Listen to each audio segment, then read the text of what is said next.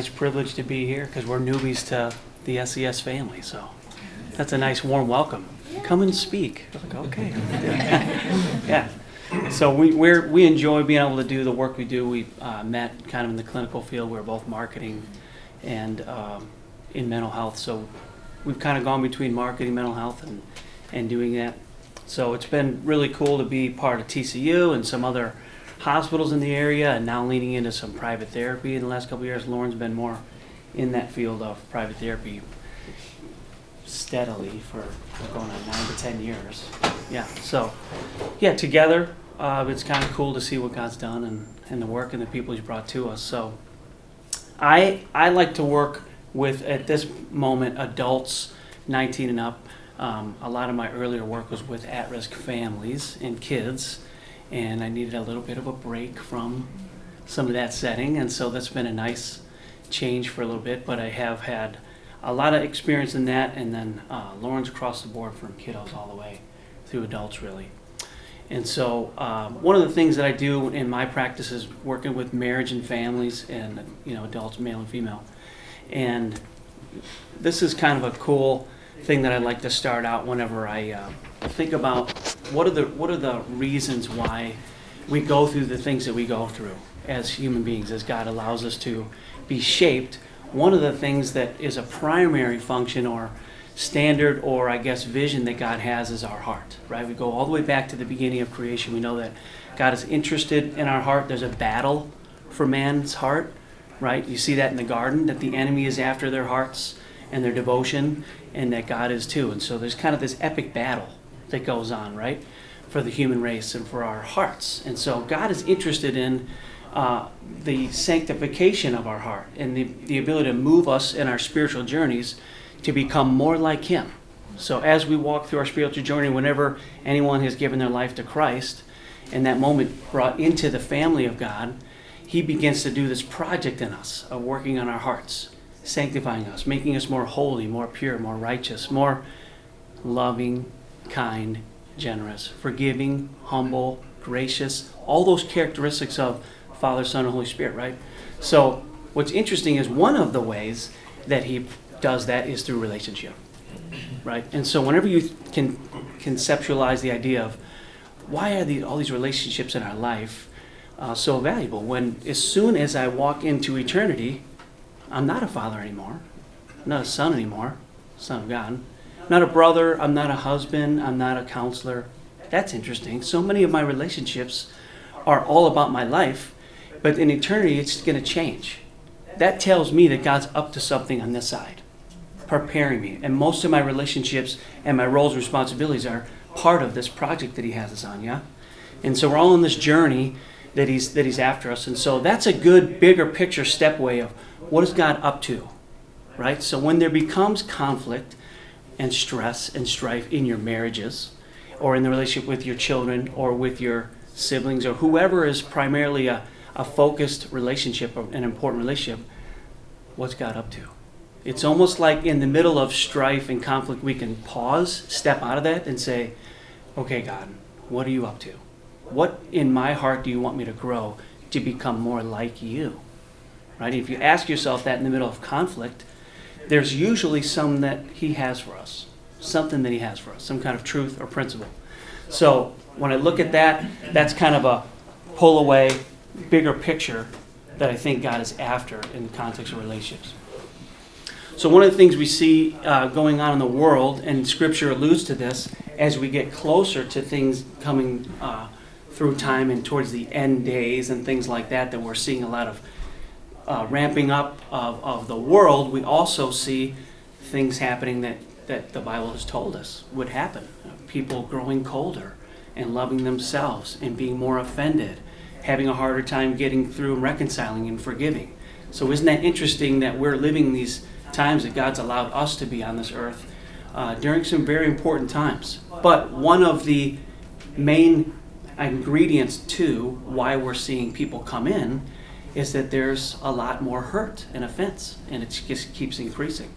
So hurts that I see, lots of hurts and offense, unhealed past family traumas. These are two really big ones that you see in marriage. When someone has gone through their marriage and they have not dealt with some earlier things. Maybe they had a kiddo that was very sick, and they never really worked through how that impacted them as a couple. Almost any time I've worked with couples that have had, they're on that verge of pulling away, separating, and divorcing, it's because there has been some earlier trauma in their marriage or in their family, almost every time. Isn't that interesting? Something that they did not deal with or grow or heal from that is back there in the background, almost every time. So I think that's a really interesting thing that I want to bring up. But then in the way that we're trying to look for in relationships, this connectivity. That's a lot of times I'll have people come and say, I don't feel that my husband is emotionally connected. He's not in touch with his emotions, and we don't emotionally connect. That's a very popular thing that I hear. So one, I hear that people are feeling offended a lot and hurt. Somewhere they've been carrying some hurt. The other way, it's leading to them feeling disconnected. So I see it like if you think of the old infinity signs. I think we walk into our marriages and our families, and there's this kind of connectivity that couples have, right? And then there becomes some kind of a hurt or continued hurt where I start to guard and pull away my heart and protect it because I don't want to be hurt anymore. And therein lies where the other person feels that way, and they're hurt by something we said or did. Either, whether it's intentional or unintentional, we just hurt each other in relationships. And then there becomes the disconnect, and where people pull away and guard their hearts. Now the offenses really start to pile up. So this is just some of the themes that I see of people coming in that I think not only impacts the marriage, but of course impacts their ability to parent, right? And so thinking about if you have littles or maybe even high school age kids, and thinking about this is God's desire and plan for them too. He's after their heart and the relationship that you have with them. In the same way, whatever you're modeling and whatever you're displaying with them and interacting, just think of that for a moment and think, oh, this is the bigger picture that God's after. And so some of what he's after is us being able to shape. So in the other part of this is the ability to come back to connected. So in any relationship, I just wrote down, this is a very common one that I might go through with people. To be reconnected, one, there has to be this display of or growth back to grace. The principle that God has given us is that grace is something that's undeserved. Mercy is I get a little bit of what I deserve in the court system, where the judge maybe only gives me a fraction of my sentence or whatever my charge might be. And grace would be, this is the crime you've committed, sir, and then here's the charges. It's 3 years in jail and a $3,000 fine. But then the judge would come down and take off his robe, and then he would take my offense. He would take my charge, and he would pay the fine and do the time. That's what God displayed to us. That's ultimate grace. Literally getting what we don't deserve. So when I'm talking about reconciling relationships, whether it's kids, siblings, I worked with siblings that are adults, parents and child, and marriages, there's going to be, welcome by the way. Yeah, thank you. Yeah. And there's going to be a way of bringing people back to grace to overcome those offenses. So there's got to be a quick hurry up at the end of this session. Let's practice till I see you next time. Working in grace. In the relationship to connect again, we're looking for the ability to be seen, soothed, safe, and secure. That's kind of the progression. If I'm in any relationship and I'm a kid and I'm 15 and I'm coming to a mom or dad with some pretty heavy stuff on my heart, but they're really, really busy, or maybe there's impairment or there's illness, some reason why they're not available. As a kid, I may feel not very seen, right? And if I'm really little, I need my parents to show me how to soothe. I fall off my bike. When I'm 5 years old, my parent runs up and says, oh, it'll be okay, buddy. That's where we learn as kids to be soothed, is by our parents, and it goes all the way through. To then also move from feeling safe and then soothed and then safe in the relationship leads to security in the relationship. So that's the way to come back to connectivity in relationships. Some of the things that you can translate, whether it's your marriage or your work with your kids. So that's some of what I see, kind of a bigger picture. I just want to give you a little scope of that. Lauren's going to go over some of the real down nitty-gritty of working with kiddos. Okay, so when I started doing counseling or just was in the field, I worked initially at MHMR, if any of you guys are familiar with that. And so I was on the crisis team for a little bit, fresh out of college, and then I worked with clients that had really more severe mental illness. And so I'd tend to see kind of this spectrum. I did one of my practicums at a foster home. I did another one at a jail when I was in school. So some of the people that I would actually see in jail had been in the foster care system. So you kind of see this whole like spectrum. And so one of what I wanted to share, and this really piggybacks on what Brian is saying, some of the different things we're seeing in therapy, this has really changed over the years because I work with tweens and up. But all of this goes back to how, when I look at behavior, and I especially have a slide on this, of what is this meeting for the kid? What is this meeting for the child or for us as people? If we look at what behavior communicates, it's a way to get our needs met, even if those things and those needs are met in unhealthy ways. And so when I look at some of the things I'm seeing in therapy, more, it used to be 10 years ago, 5-10 years ago, there was a lot more self-harm. Well, self-harm is a way essentially to get a need met because it soothes the body. So when we feel that and it releases endorphins, the child, the adolescent, the person feels better. I see a lot less of that now.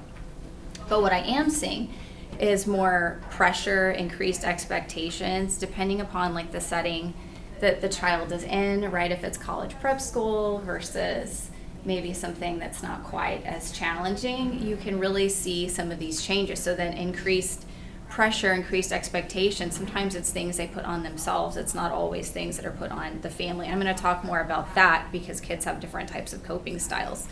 But I also see some, anxiety, depression, and then a lot more, I would say the last 5 or 10 years, identity struggles with gender.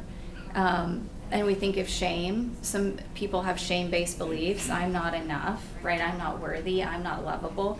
I always differentiate shame between guilt, which is guilt is I feel like I've done something wrong. Shame is more about the self and identity. So with a lot of the kids that I might be seeing, maybe those are some of the things that they're struggling with. It's not always shame, but those are things that I see kids coming in with. So I think it's helpful to explore like some of the roots of that, because at some point in time that belief gets laid down somewhere. A huge desire to connect with peers and feel seen, hands down, right? I mean, I think the way that God wired us is that we want to feel connected, we want to feel safe, we want to feel seen, we want to feel secure. But especially with COVID, and because things have moved a lot more with teens into like communicating via technology, they have a lot more difficulties connecting in person, where I will even see teens have conversations over Instagram or Snapchat. But then to think about approaching somebody in person is a lot more challenging and elicits high amounts of anxiety. So then I kind of put this to engaging activities to calm the body in unhealthy, right? I'm going to say unhealthy ways. We see electronics, and then Brian was going to share a little bit about that. Food, substances. I mean, these are all things. When you think of our autonomic nervous system, you have your sympathetic, which is your fight or flight, right? Your parasympathetic, your rest and digest. So we think of like overindulging in food or not eating food, and then how something that is good and God created to be good and fueling to the body, we begin to see it shift into something that is not. But if we are not eating enough, right, then that's going to calm our body, so it reinforces, we activate our parasympathetic nervous system. If we eat too much, same thing, we feel full. With substances, it's the same way. I mean, vaping is going on a lot in schools. I mean, there's definitely increased use in vape pens and marijuana. So I see sometimes, kids coming in with those struggles. Not all. This is variable. This is a spectrum. But all of these things do something. These are coping mechanisms for a lot of the teens that I'm seeing. I think things to watch out for as parents. Did you want to say anything about electronics? Oh, yeah, yes. So just think of the big hot word these days is dopamine.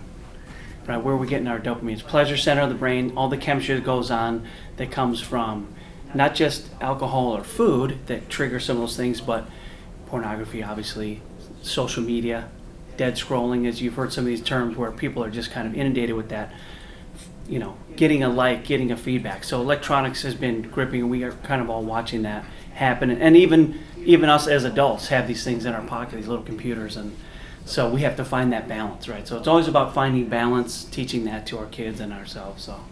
Yeah.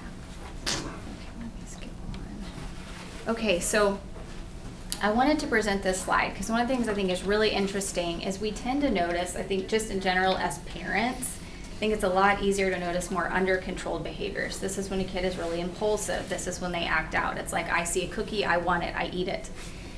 You see a lot more externalizing behavior. That's when we see like drinking, right? Substance abuse, engaging in like unhealthy relationships, a lot more animated with their emotions and facial expressions. But a lot of times this other one, over-controlled, we tend to look at this as really good. Oh, well, they're really responsible. Like they know what they want. They internalize things. So we're not necessarily seeing that things are as bad as they really are. Tolerating discomfort for long periods of time to get to an end goal. And then one of the things I also put here is like pushback or withdraw. So with somebody, with a kiddo, and I want to give like different examples, under controlled is like when I see a cookie, I want it, I eat it, I go after it. So I don't have a lot of impulse control. With more over controlled, this is like I'm walking through, you kind of visualize walking through a garden, and then somebody that is more along this line is going to look for the threats. So they're going to have a high threat sensitivity, and notice that, but like reward threshold is going to be really low. So this person is going to pick up on threats very easily, and they're going to scan their environment in a different way versus under controlled. And I think this is so important is because somebody that's wired this way, if they hear, well, you can try a little bit harder, or this is something else you can do. There's so many things. You're going to see somebody like this, a lot of pressure, but this manifests in a different way. And so we look at two different ends of the spectrum, and that's why I wanted to give you guys two different ends, because some people can have a little bit of both. That's more common. But a lot of times when we think of somebody going to therapy, we tend to think of these things, right? But this can also at times be problematic, because one of the things that we know is important about mental health is we have to have flexibility. Like rigidity can lead to relational harm with ourselves, with others, and it affects our mental health.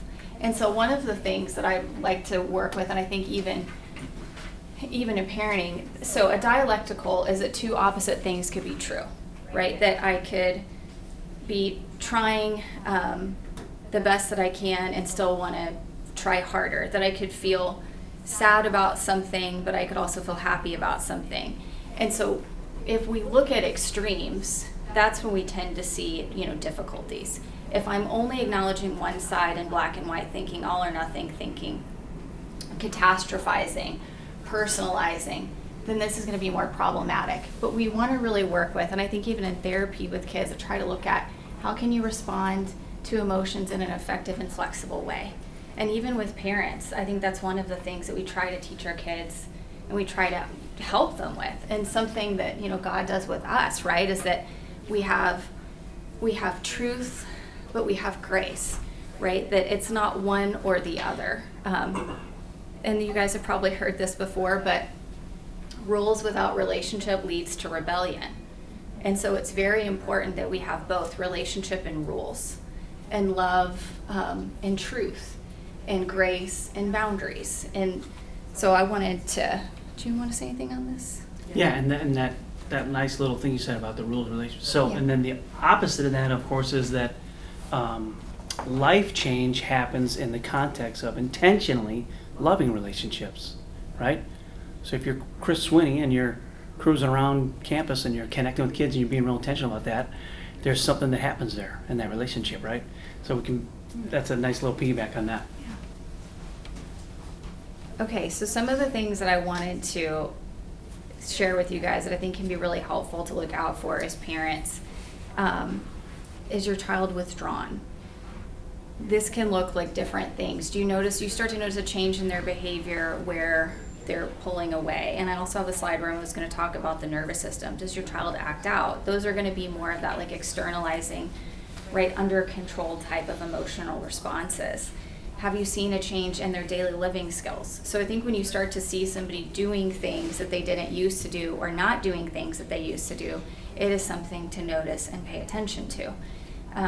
Is there a major change in their friend group? So if we see different shifts, like with friends, relationships, I think a big one is, I can't tell you how many times, especially with like teens and tweens that I've seen, there's so much, they want to be invited to things, they feel excluded, then they can feel this sense of rejection, and there's such a desire to be a part of a group. And sometimes I see kids like be able to really hold to, what do I value What does my faith tell me? And to not be able to act, to be a part of and to be present with, but to not engage in, like, I can't think of a better word, but like sin with, not to engage in the things that other kids are engaging in, but to be a part of. So major change in friend group. Have they lost interest in things they used to enjoy or spend too much time doing the same things? So I think that's when we look at this, because it's extremes. If I'm spending 4 hours a day playing video games, then I'm over engaging in something. And then that can be problematic and harmful as well. Do you want to say anything on this? That's good. Okay. And then their electronic devices. That's a big one. So it's definitely important at least 2 hours before, I know they never like this, but 2 hours before they go to bed for them to not have their electronic device, because their brain continues to process all that information. So to have the screens away. And I say they're not going to like this, but we're the parents, so it's really our property. Of course, we don't frame it quite that way, but we respond and we help them set boundaries, because a 14-year-old, a 15-year-old, 16-year-old, I mean, your brains aren't fully developed till you're 25. So you're not going to be able at times to have the skills to be able to do the things that parents can help you do. And God's very much the same way. I mean, he gives us, right? He helps us with those things. Do you notice changes in their behavior that doesn't feel developmentally appropriate? So I think there's a lot of different things with this one, but I wanted to give you, an example. I used to work on a team where we would work with a lot of individuals, and I had a lot of teens that were actively suicidal or self-harming. Engaging in substances, I mean, it's very like high risk behavior. And so when we think of like changes in their behavior doesn't feel developmentally appropriate, if they're really tired and they're withdrawing, if they're giving you a little bit of pushback, being, I say a little bit rebellious, that's relatively developmentally appropriate depending upon the age. If they have, somebody that's going out every weekend and drinking, that's not developmentally appropriate. Did they make one mistake and have a drink with their friends? You are going to see differences in like risk, with developmentally appropriate behavior. And even at a younger, I mean, I could spend all day talking about that, but I wanted to kind of give you an overview. Do you want to say anything? Yeah, I was just going to say that a good example is that one of my older sons was, I would say, on the over-control side. Yeah? Oh, when yeah, you say, Aaron? yeah. Yeah. And so when he was going through a period where there was a divorce taking place with his parents and there was a split up, and so the way that he found he had power and control was to take it out on me. That's just what he decided to do. So whenever there's a powerless feeling or control, they're going to put it somewhere, right? So he didn't go and use drugs. He didn't get with the wrong crowd because he always wanted to be a police officer. So he was real straight and narrow on that. So his rebellion of the situation came out on our relationship. And I really had to lean in and trust God to pray to release and let God take him where he needed to figure that out. And keep in mind the long game. That's what God put in my heart. Brian, keep your heart focused on the long relationship down the road, not the right now, and trust me. And I think I just wanted to share that with you. Is sometimes these things can be, when you're seeing your kids, you go, what's going on that they're wanting some power and control? Can I shape it? Can I find some way for them to assert it in a healthy way? So that's good too, is knowing that's not always about us.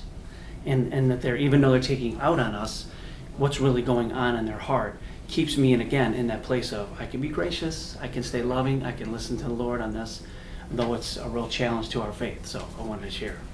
Well, and I think that piggybacks on this one, is that tools you can implement to support your child focus on their relationship. And so engaging your children, if they disengage, stay present. I think one of the hardest things that we see is like either kids can sometimes get up here and get, a little bit more aggressive and give you pushback, or they're going to withdraw and pull away, and it hurts in the relationship. It's very painful. So I think one of the things that's really important, and exactly what Brian was talking about, is with my youngest stepson, when he was like 14, 15, 16, 17, 18, this kind of continued on. He's 24 now. But it was that kind of thing that we would tend to see, is that I'm going to withdraw from you. And so I think the natural tendency out of our own self-preservation, because God created our bodies, we're wired to survive, is to want to pull away. But one of the things that in parenting and this was learning as we go, right? Just because we're both counselors, it's learning as we go. But I remember Brian like writing prayers down every day and praying every day and having this intentional practice and focusing on his relationship with the Lord. And that in turn helped him to love Aaron better. And so when Aaron pulled away, Brian stayed consistent in his behavior. And now it's great. By the way, Aaron is a police officer and he moved back. So God really restored all that. But I like to share that because I think the thing that we see is we want to do one or the other, right? We want to pull away when the kid gives us pushback or aggress. And so I think that's incredibly important. If we focus on the relationship in the long run, it can have really significant benefits. And hopefully the kid comes back and re-engages, but nonetheless, even as believers, we tend to see it still changes us, our heart, and then our relationship with the Lord has improved from it. Going back to the principle of, right, the connection is, my heart is going to be tested in relationships. And I have more of an opportunity to show the grace, and then it changes me. That's what God's interested in. Even if the outcome is not what I'm hoping for, I get to grow and become more like Christ. That's the mindset we have to keep looking at when things don't go in the direction we want. And praise God when it does, right? Yeah. Praise God always, no matter what. Yeah. The oldest stepson, he's 26 now, but much more emotional. So I just have to share is that the other one was like more withdrawn and over controlled, not really animated. He's a police officer. Yeah. And so, but when he'd come home, the other one Good. would talk about, Ethan would want to talk about his feelings. And so we would, and then we're both counselors. So we're both like, well, how did you feel about today? Yeah. What were your It's like a takeaways counselor's from dream. today? Yeah. And so it was really, so it was kind of a joke, right? But we just tried to engage with him in the way that was going to work for him. And that every kid is different. Now, Aaron would have never gone for that. He would have been totally shut down on that one. Yeah. But boundaries. So I always like to share this. Our boundaries, rigid, loose, flexible. And we've heard about different parenting styles, right? Permissive, authoritative, authoritarian. And so we see even the way, I think such a gift about parenting, and I share this as, I think just as a mom myself, but also in counseling, is we see how much God loves us. I think that it helps us to engage better with our children when we look at how much grace God gives us, how much he loves us, the way that he responds to us, and it helps us to feel more regulated, because that's a huge thing in general when engaging our children. But with boundaries, rigid, loose, or flexible. So it's very important, clear, consistent, concise boundaries, and to have those be, sometimes we don't state, if you do this, I'm going to do this, which is a threat, but with our boundaries, when we're clear, when we're consistent, when kids know their limits, at the same time there's predictability. With predictability, they feel safer. When they feel safer, they engage with us differently. And there's going to be pushback. If you feel like boundaries have been a little bit more loose, not always as clear, and you're going in and trying to set different boundaries, I see this a lot, especially with teens, right? But that you're going to get a lot of pushback initially. But kids do desire boundaries. They're not going to tell you that and say, I want you to do this, or I want to have a curfew. They just don't say that. But they do desire them. It helps them. Do you want to say anything about that? No? Love okay. Love it. And then validation. So, interestingly enough, it feels like when, and you guys tell me what you think, when your kids say they want to just kind of have your ear and have your attention, it's interesting because they don't always want to just get what they're asking for, but I can't tell you how many times I hear them say, they want to be heard. And it doesn't always change the situation, but I always like to share with validation. Validation helps us to feel safer, and Brian was talking about this. When we feel safer, it's easier for us to share. When it's easier for us to share, we feel more connected. So instead of then focusing on, well, did you do this or did you do that? We engage and we focus on the relationship, and we validate and acknowledge where the child is coming from, and there's a reason why they're thinking, feeling, and doing the things that they are. Then that helps to create more connectedness in the relationship, more safety in the relationship, and sometimes I think validation can also help us segue into giving, problem solving with a child, or giving a solution if they desire it. But I always say a big thing, a difference between validation, and I think this might be on another page, but validation is not, it's not affirmation. which I think is such a difference. I'm not affirming anything when I validate. I'm just acknowledging that their feelings matter, or there's a reason why they're thinking them. So that's why I always say validation is not approval, agreement, or saying that you're wrong and the kid is right, or vice versa. And it's not affirmation. But we feel seen, more likely to share. When I was doing a training a long time ago, there were like different levels of validation. I was like, I didn't realize there were so many. There were like 6 levels. It was like validation level 1, validation level 2. And so I put down some different things here, but eye contact, paying attention, reflecting back, acknowledging. And I'll just out myself. Sometimes I get on my phone and our 8-year-old like grab it and then turn it over because he wants my attention. And so I think he really does that. But I think, what's important about that is like, it goes back to being seen, right? Even at 8, he's like telling me with his behavior, I want you to see me. And when I always think of what is behavior communicating? Because if I can know what behavior is communicating, it can help me to feel more regulated, help us feel more regulated and respond differently. But I wanted to give you different examples. So if we're like doing statements, validation would be more of if your kid is having a tough day, it sounds like today was really tough. Some ways to not validate would be like, it's fine, it's not that big of a deal, don't worry about it. We can have good intentions, but that's dismissing unintentionally. And so, do you want to say anything about validation? I had a thought earlier, but go ahead. Okay. I just think it's helpful to know that sometimes invalidation can be really subtle, and validation can be really subtle too. But that's where there's, nonverbal is 80% of our communication, which I think is really fascinating. So the way we're saying something, the way we look at people, our body language communicates something. And in fact, like even in our nervous system, depending upon the look that someone gives us, it's going to impact how we feel in our own body and either make us feel safe or unsafe. If you approach somebody and they have a smile, and research shows us, we're more likely to approach people when they have a smile or different facial expression than when their eyebrows are turned down, and there's more of a scowl because it doesn't feel as safe. So I think it's really interesting the way that God wired that in our senses and to pick up on those things. And think about this, 2 kids are the same way. So if I'm on my phone and, Jackson wants to play Uno, then he's going to see that I'm not really engaging with him. I would only say in there is sometimes you might be asking why. Why is it so hard? Remember that the way our human nature is that we avoid pain. Most of the time it's pain avoidance. We don't put at a campfire, we don't put our hand in the fire. Our reflex is to pull it out. So another hot word is vulnerability. Anything that moves me into a space where I feel unsafe or I'm not sure how I'm going to be treated or said back to me is going to feel unsafe, and that's a vulnerable place to be. We do it in our marriages, we do it with our kids do it with us, and do it everywhere else. But that's the reason why there's a hesitation, because who wants to be hurt more if you're already feeling that way, right?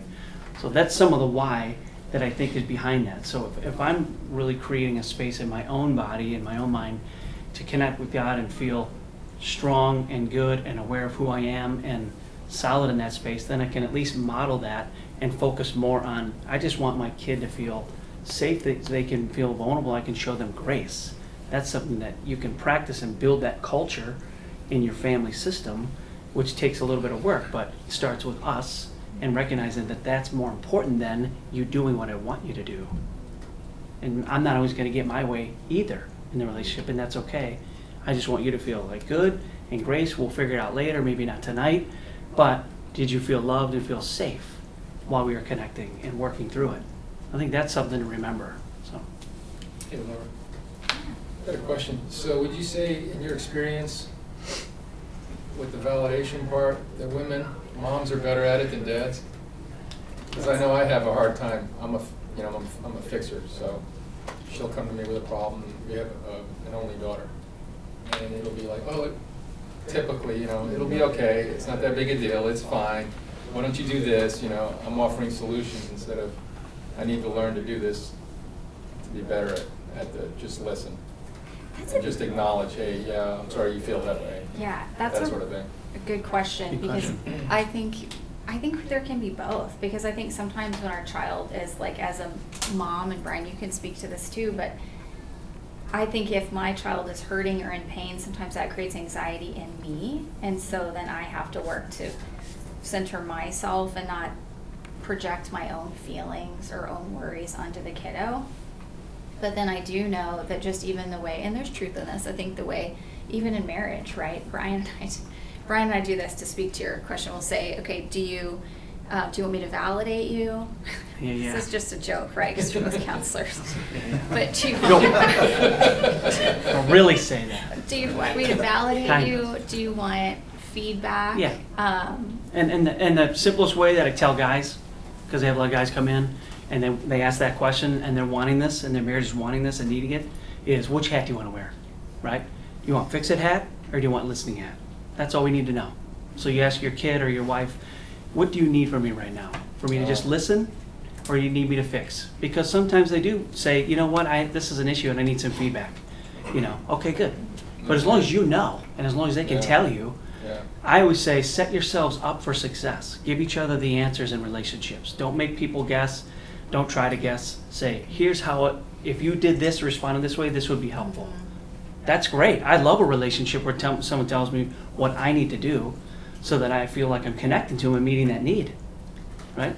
And then it's Good. an assumption, right? If somebody says, well, you should know what I want, you should know what I need, which is absolutely Ridiculous. Yeah, in marriage or Yeah. even with our other relationships. That's our default setting, by the way, is fix it. It's mind as guys. reading. Yeah, and that's All what. mechanics, so that makes it even worse. Yeah.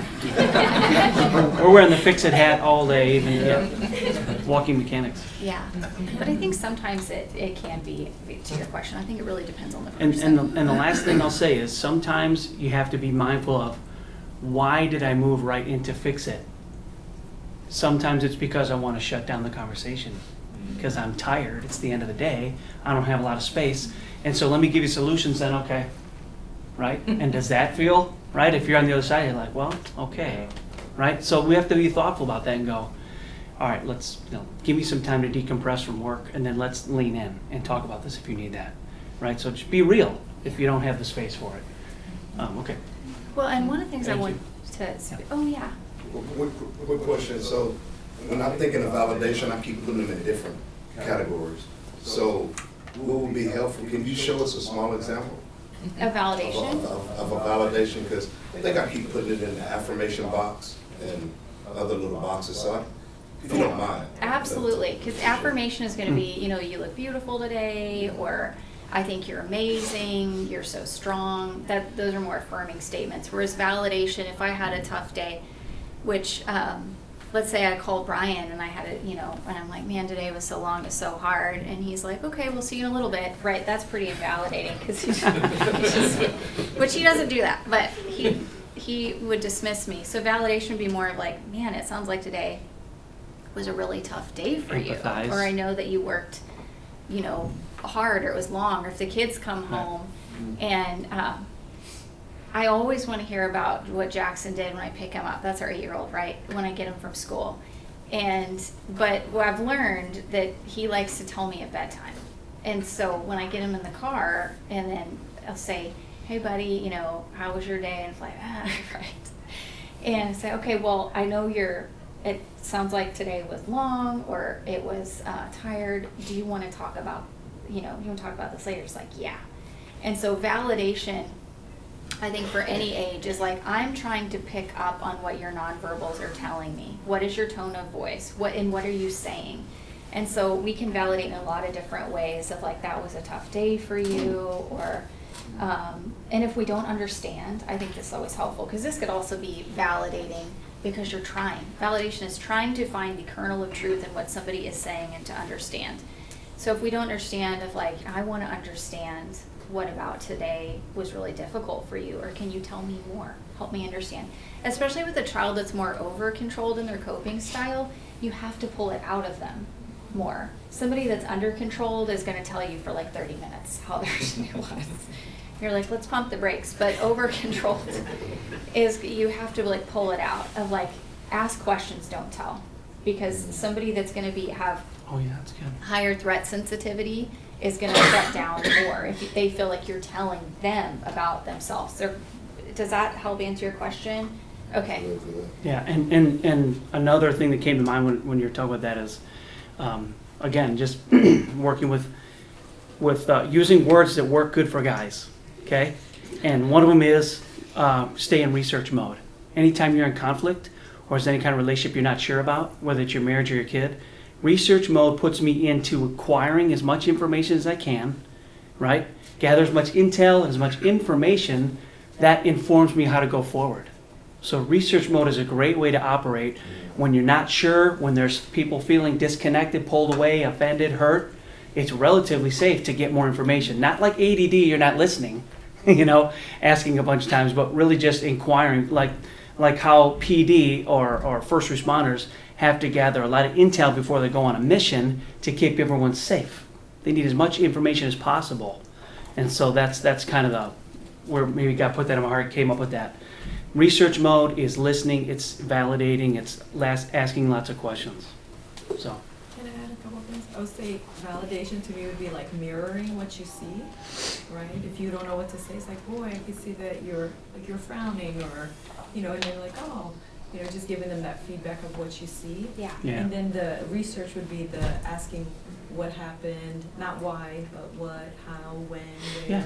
Right, just trying to get that research of Yeah. what's happening, and instead of yes or no questions, that might be helpful too. That's right. Yeah. It's good. Having that.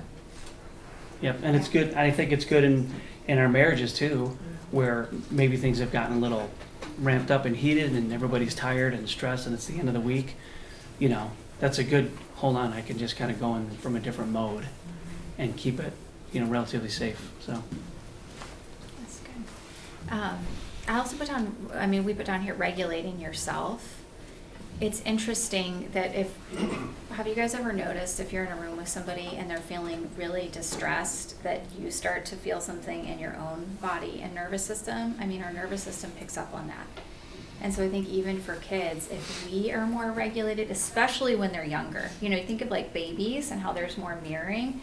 But even as they get older and when they're really little, we are their regulator. We are how they regulate their emotions. They pick up on that. And so regulating ourselves is going to be helpful. And I always say, one of the things Brian was talking about is when we were writing this out, modeling good self-care, slowing down, being present, walk away when you need to. Because then you can come back. And I always say it's okay to step away when you need to if you feel like continuing to engage in the conversation is going to harm the relationship or be more disconnecting with your child. And I think you can do it in a way that is very honoring of God and honoring of the relationship. If I really want to connect with you, I need a second. Or if they're little, mommy needs 5 minutes.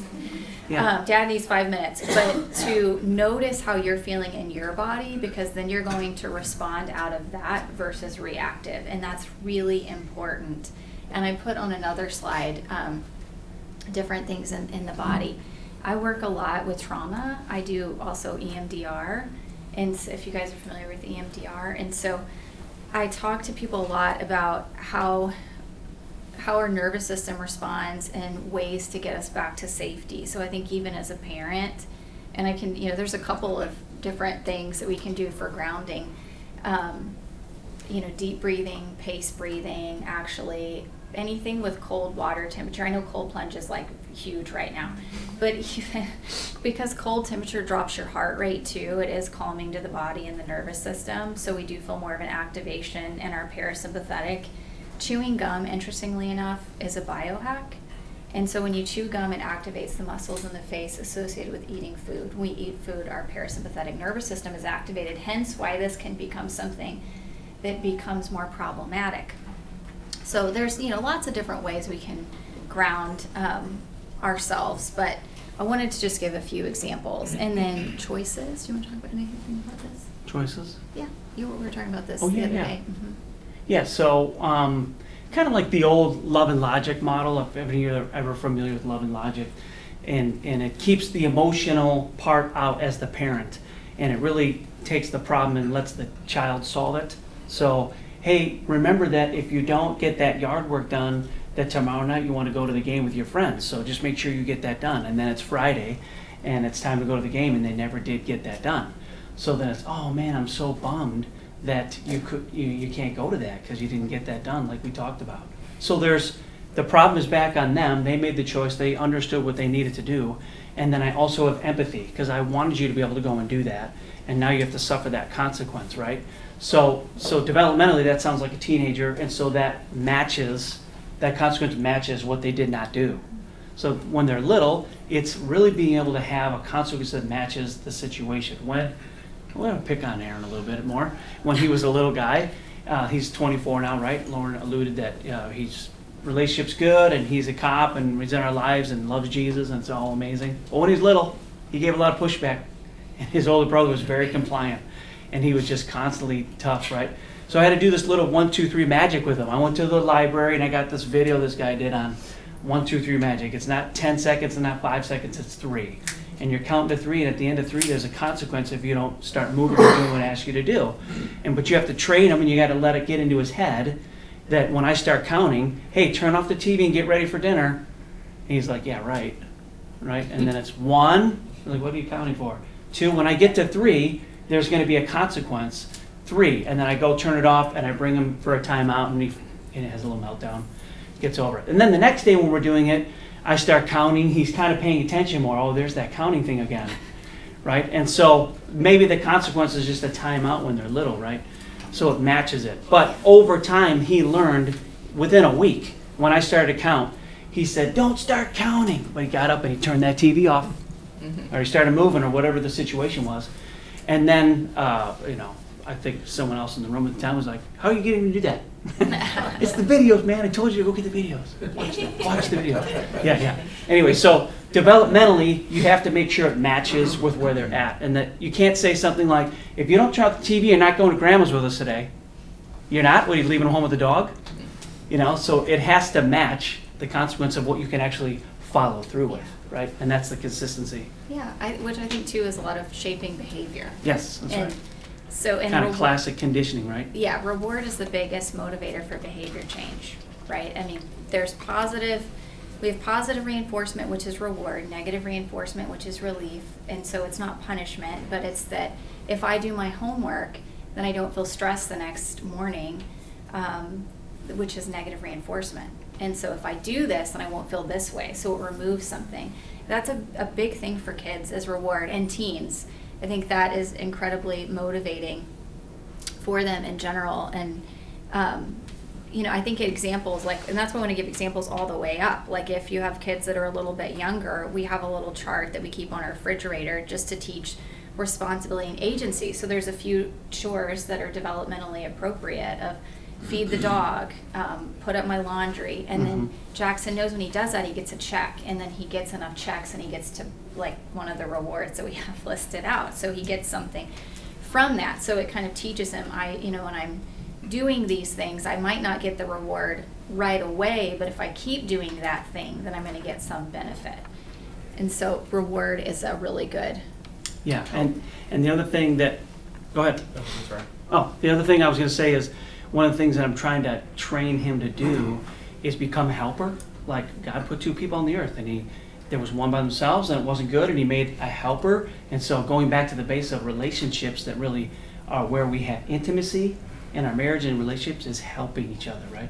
So trying to do things like, even though I have 5 things that I need him to do that night before bed, and maybe he did 3 of them, I'm not going to lean in on the 2 he didn't do. I'm going to celebrate, hey, good job, you got those 3 done. Do you need help with getting the other 2 done? We get it done, we get to be connected. Does he really need help? Probably not. But then what was interesting after I did that for a couple weeks, I could ask him for help for anything. And he'd stop what he's doing and say, yep, I'll get it. And I'm like, well, that's a win.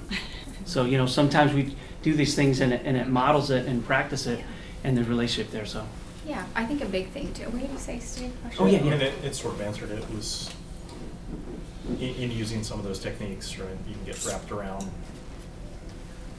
the technique, right? Which then breaks the relationship. Power apart. struggle. And so what other sort of, it sounds like, approaching it with some grace is part of it. That's right. Are there any other thoughts on That's how to really maintain the that? biggest thing is parenting is power struggle. all the time you feel like, I want the outcome that I want you to do what I want you to do. And so we get so leaned in on that, and we forget that what's more important is the long game, Yeah. right? So the relationship that I'm building grace and safety there is going to allow me to have my kid come back and visit me when I'm an old man. I don't know. But so yeah, you did everything I wanted you to do, but as soon as you were 18, you wanted to break off and wanted nothing to do with me? Not good, right? So relationship is what we got to intentionally put in our brain. And I think something too is like we parent with intention and not with perfection, because we model, I mean, we're going to make mistakes, and so I think as parents we model how to respond to those mistakes to our children, and when we're not perfect in that, I think that's okay, because they learn how to deal with imperfection, and we love them through that, and then they see God's, how God shows up in that too. But I think such a thing too as well for regulating ourselves, and I think even our relationship with God is I always go back to when I start to feel impatient with any of our kids, then I'm always like, wow, God, you're so patient with me. And the humility that I would experience, and it's very humbling, I think is incredibly regulating, because then I can look at that and respond out of that. And it gives me more grace when I'm aware of how much I need it, which is a lot. Yeah, and we probably can land this plane. We got about a minute, 30 seconds. Yeah. So all I was going to say too, the last part is how do you ground yourself as a parent? How does your child's behavior impact you? And so if you ask yourself in situations, what do the interactions with your children pull from you? Do they make you want to aggress? Do they make you feel like you're frozen? Do they make you want to flee? Fawn is people pleasing. The different things that kids do are going to pull different things. Different things people do will pull different things from us. So if we can really notice that urge or that tendency, sometimes it's to rescue, right? If it's like, I can't do anything, then we want to rescue. If they give us a lot of pushback, it's like, you're not going to talk to me that way, that's disrespectful. So if we can respond to that and ground ourselves, which there's many different ways to do that, but it's definitely, if our sympathetic nervous system is activated, we have to calm our body and activate parasympathetic, breathing. I was mentioning a couple of other things. I even say ice pack sometimes on the back of your neck if you're feeling really upset. Did you say that chewing gum is good? Yeah, Or bad? chewing gum is actually a biohack, so it activates the parasympathetic nervous And system. it'll calm you down? It's supposedly, right? It's a biohack. Yawning, when you're stressed or tense, weird question, but go with me on this, guys. Where is your tongue right now in your mouth? The roof or the floor? Mm. Roof? Mine's on the roof. Yeah. Roof. What does that mean? That means you're tense. Um, So if your tongue is Well, on I'm the up in floor front of of you. your mouth, our body's more relaxed. If it's on Wow. the roof, we're tense and stressed. So yawning is a biohack, because when you yawn, your tongue drops down to the floor of your mouth. There you go. And so Lauren Dunn, ladies and gentlemen. It's just something to check. Anyway, I know we're out of time and Yeah. we're very chatty. Oh, we But- rocked through it. Yeah, we did. That's Right it. on. But we really appreciate Yeah. y'all's time. Yeah, and letting us thank you. share. Yeah, what a privilege. Thanks for being here.